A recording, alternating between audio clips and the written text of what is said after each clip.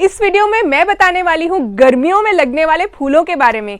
जी हाँ, अभी spring time चल रहा है, लेकिन यही टाइम है गर्मियों के फूलों के बीज भी शुरू करने की और लिस्ट बनाने की। अगर आप बाजार से भी खरीदने वाले हैं पौध, तो क्या क्या चीज़ें लेनी है। वीडियो शुरू करें।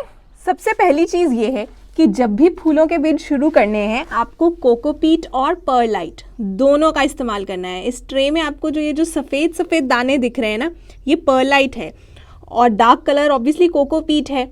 इन दोनों का इस्तेमाल करेंगे तो जो है सीड जर्मिनेशन जल्दी होगा, पौधा मरेगा नहीं, जो अंकुर है वो स्वस्थ रहेगा, ड्रेनेज बेटर होगा। तो परलाइट जो है ज़रूर डालिए, कोशिश कीजिए कि आप डालिए। जब आप नर्सरी से फूलों का पौधा लेकर आएंगे, या जैसे मैंने आपको सीड ट्रे दिखाया, उसके जो अंकुर हैं, जब आप उन्हें गमले में ट्रांसफ़र करना चाहेंगे, तो पॉटिंग सॉइल मिक्स क्या होना चाहिए। देखिए, सब्जियों वाले पॉटिंग सॉइल मिक्स से ज़्यादा अलग नहीं है गर्मियों के सब्जियों वाले पॉटिंग सॉइल मिक्स से।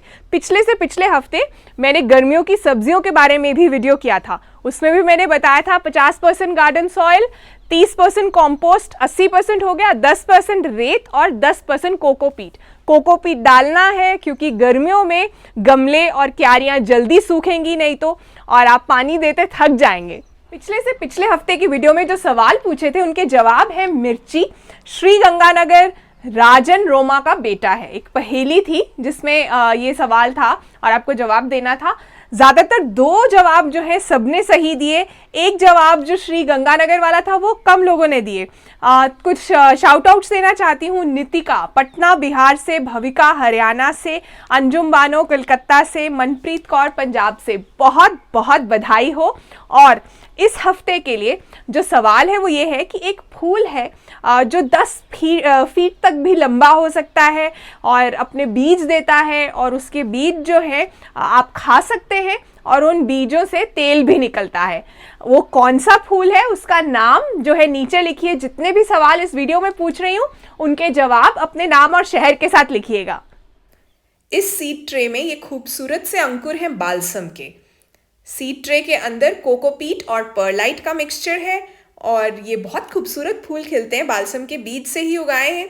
यहाँ पे ये मिसम्ब्रा एंथमम के अंकुर भी हैं जो थोड़े से बच गए थे। वैसे मिसम्ब्रा एंथमम यानी आइस फ्लावर गर्मी का फूल नहीं है, ये इसी स्प्रिंग टाइम में लगता है।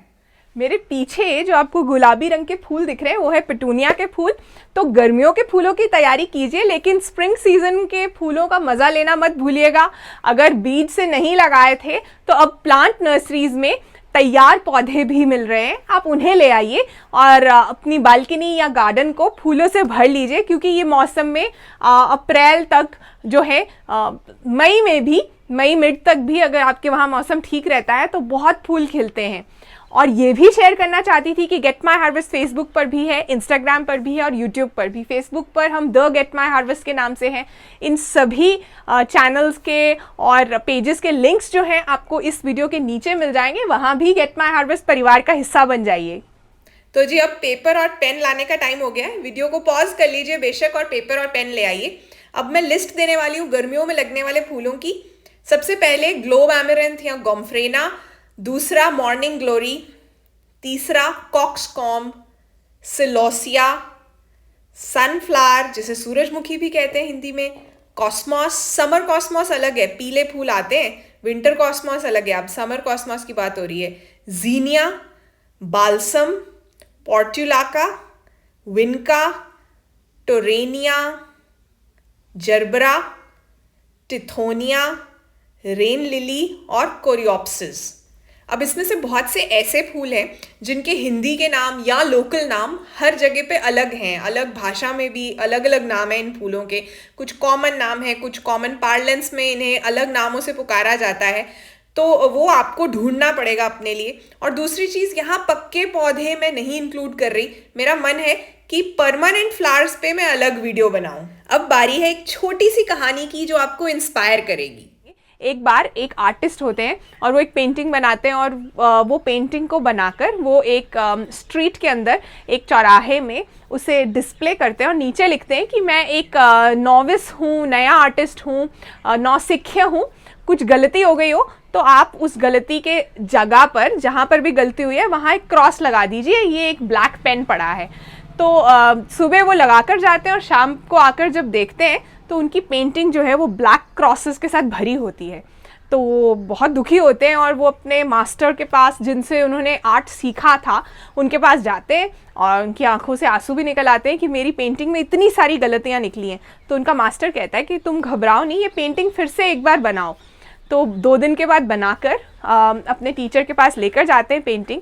तो टीचर जो हैं उनके साथ फिर उसी जगह पर जाते हैं, उसी चौराहे में, और वो वहाँ पेंटिंग डिस्प्ले करते हैं और नीचे लिखते हैं कि मैं एक नौसिखिया हूँ, नया नया पेंटिंग करना सीखा है, जहाँ भी गलती हुई हो नीचे पेंट और ब्रश है, आप ठीक कर दीजिए। तो शाम में वो जाकर देखते हैं, पेंटिंग में कोई चेंजेस नहीं किए होते किसी ने। अगले दिन, 1 हफ्ते के बाद पेंटिंग वैसी की वैसी होती है। तो उनके मास्टर उन्हें ये सिखाना चाहते हैं कि किसी की गलतियाँ निकालना बहुत आसान है, लेकिन वो काम को ठीक करना या खुद से वो काम करना बहुत मुश्किल है। इसलिए आपको निंदा से घबराना नहीं चाहिए। मैंने एक और चीज़ पढ़ी थी फूलों के बारे में, कि फूलों के पास जब मधुमक्खियाँ आकर भिनभिनाती हैं ना, जब वो आवाज़ आती है ना ब्ज़ वाली, वो फूलों को सुनती है, वो सुन सकते हैं, रिसर्च ये कहता है। अगले वीडियो में शाउट आउट के लिए एक सवाल और पूछना चाहती थी मैं आपसे, और वो सवाल ये है कि इंडिया में, भारत में फूलों का शहर, फ्लावर सिटी ऑफ इंडिया किसे कहा जाता है? नीचे लिखिए। अब गर्मियों में फूलों के बारे में कुछ खास बातें हैं जिनका ध्यान रखना चाहिए आपको।